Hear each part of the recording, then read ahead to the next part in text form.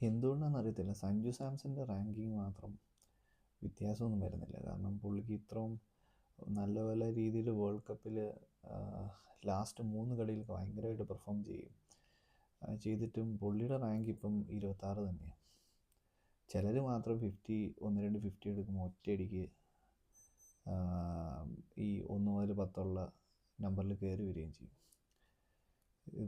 ഇതാരെ ഇതിനെ നിയന്ത്രിക്കുന്നതെന്നോ എന്തിൻ്റെ ബേസിസിലാണ് ഇങ്ങനെ റാങ്ക് കൊടുക്കുന്നതെന്ന് അറിയത്തില്ല. പക്ഷേ പുള്ളിയുടെ റാങ്കിന് മാത്രം ഒരു മാറ്റവും വരുന്നില്ല.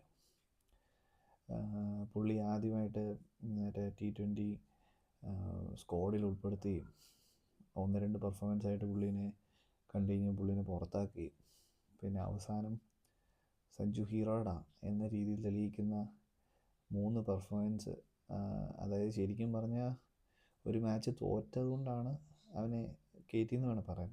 ഉള്ളതിൽ സ്ക്വാഡിലെല്ലാം ലെഫ്റ്റ് ഹാൻഡേഴ്സ് ആയതുകൊണ്ട് പുള്ളീനെ കയറ്റുകയും അത് ബാക്കിയുള്ളവർക്ക് വലിയ വിശ്വാസമില്ല, സ്വന്തം ക്യാപ്റ്റൻ പോലും പുച്ഛിക്കുകയും ഇതെല്ലാം കൂടെ ചെയ്തിട്ടും പുള്ളി ലാസ്റ്റ് 3 മാച്ചിൽ അടിപൊളിയായിട്ട് പെർഫോം ചെയ്ത് ഒരു ഗംഭീര തിരിച്ചുവരവ് നടത്തി.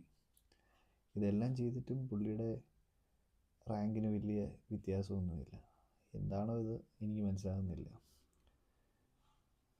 ശരിക്കും പറഞ്ഞാൽ പുള്ളിക്ക് ഇത്രയും പെർഫോമൻസ് ചെയ്തതിന് ഒരു 1 മുതൽ 10 ഉള്ളിൽ വരേണ്ടതായിരുന്നു. പക്ഷെ ഒന്നും കാണുന്നില്ല, എന്താണാവോ.